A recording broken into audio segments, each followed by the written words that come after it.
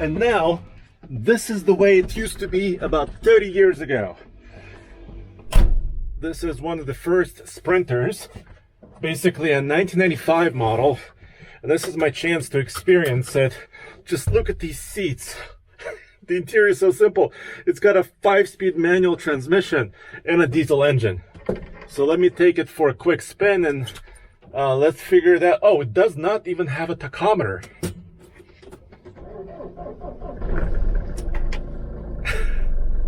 So wait, so no backup camera. No ADAS, no driver assistance features. And you don't need it. Oh, this is cool. The engine actually is not as loud as I was thinking it might be.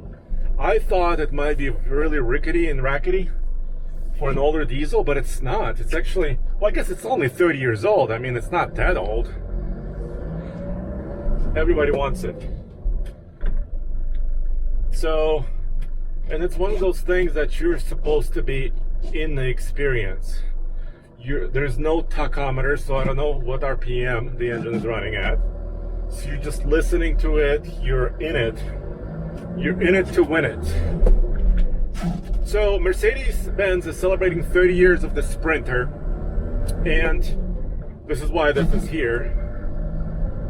But they've been building vans since basically 1896. I did not misspeak. Next year, they're going to celebrate 130 years of basically commercial vehicles and vans. Of course, Carl Benz, he's credited with inventing the automobile even before 1896. But 1896 was the first commercial sale of a powered carriage or a horseless carriage to another company, hence a commercial vehicle.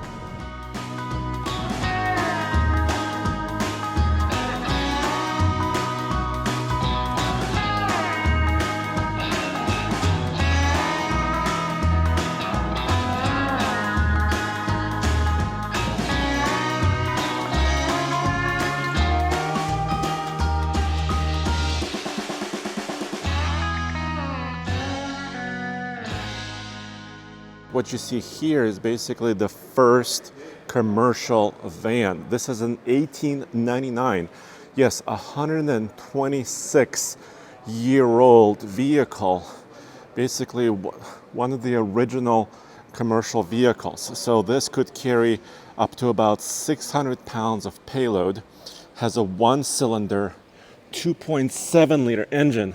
Look at that flywheel. And it has twin exhaust pipes. Look at this, one on this side, one on the other side. And here's the steering wheel, horn, there's a brake, there is also the choke down here to get it started, and a parking brake with a wooden shoe that would stop it against the tire. So, very cool. And of course, before the Sprinter, Mercedes also had the T1s, the vans from the basically earlier 90s and 80s and 70s and beyond. So I'm in Stuttgart, Germany, and I'm not familiar with these roads, but this van feels at home here. It's not as huge as some of the current machines in vans and trucks, so it feels quite nimble actually. There's a large cargo compartment behind me, and there's a bench seat here. So refreshing. And also there's no like chimes or bings or bongs. Very, very cool, because they have a new rule here in Europe where if you're over the speed limit and the car knows what speed you're going at, it will like chime and remind you you're 1 mile per hour or 1 kilometer per hour over or more over the speed limit. But this is raw experience. You know what, the cabin is not super roomy. I mean, my knees are not quite in the dashboard, but it's kind of in the dashboard. So if it was me, I probably would have, oh, Wait a minute, I was able to move it back. I thought that I was done moving the seat. No, now it's better. No, it's perfect. Why couldn't new vehicles be this simple? And this mechanical. It's so funny, the shifter is shaking in my hand. I could feel this engine breathing. So since 1995, for the Sprinter lineup, this is now into its third generation. And Mercedes says they sold over 5 million of these vans worldwide. That's a big number, 5 million Sprinter vans. Of course, they're not the best sellers.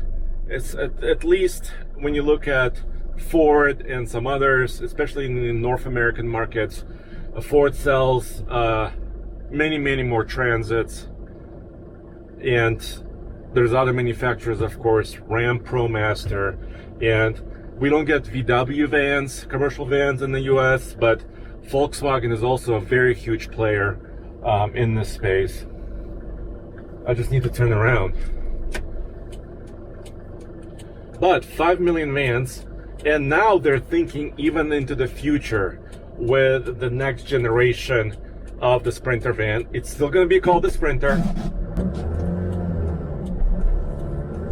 Dude, sorry, I'm getting nervous here. Lots of traffic.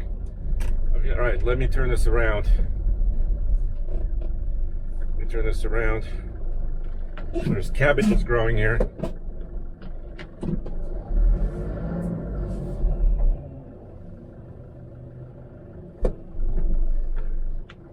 And the new generation is not quite made its debut yet.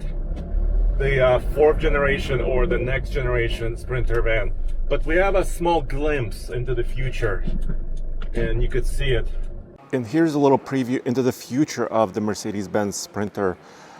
This is a sculpture they're calling the Boulder. Do you see that U that's a little bit fainter? Boulder. The name is still Sprinter, but here you could see kind of the shape of it, very boxy. But the biggest difference is the hood. Do you see it's showing a little bit of a preview, and the hood is a little bit more horizontal and juts out a little bit more than the hood on the current Sprinter. So that's quite interesting. And then also the grille. The grille is very vertical with a very large Mercedes star.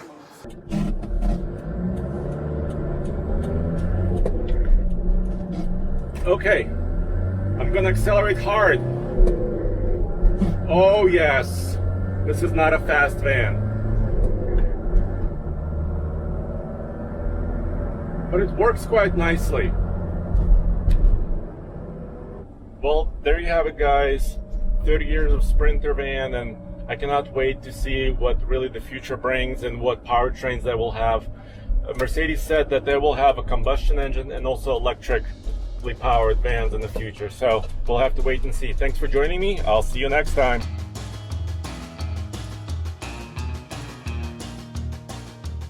All right, so here's what it's like to drive a 1978 Mercedes. What's the model number? 206. 206 D diesel. Okay, so the ignition key is in the on position, then I pull this. Wow, it's got pull button start, brake, release, seat belt for safety. It's a 4-speed manual transmission. Reverse is all the way to the left and up, and then first gear is kind of just up, and then we kind of go. No power steering, no power brakes, 60 horsepower, 4-cylinder, non-turbo diesel. Oh wow, it's actually pretty easy.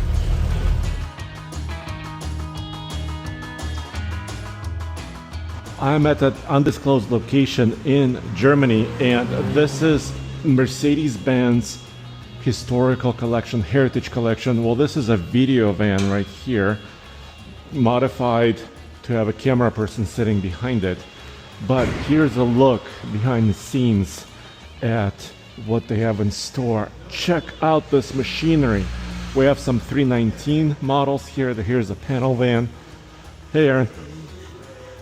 With a sliding door. Check it out.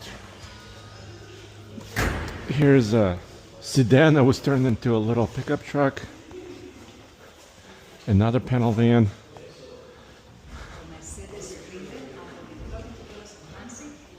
There's some big buses here. Also, I want to get into this one. I think this is really cool. Look at the roof. Let me just jump in for a sec.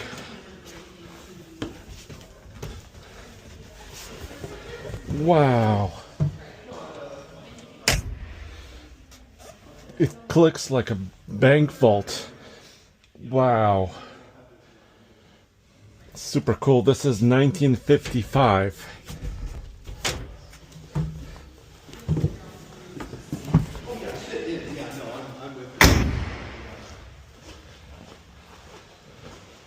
And there's also a couple of camping versions. Marco Polo by Westphalia. Back here. And look at the height of the roof. I can stand up and I have humongous roof space, and I am a pretty tall dude. This is behind the scenes look at the Mercedes Heritage Van collection.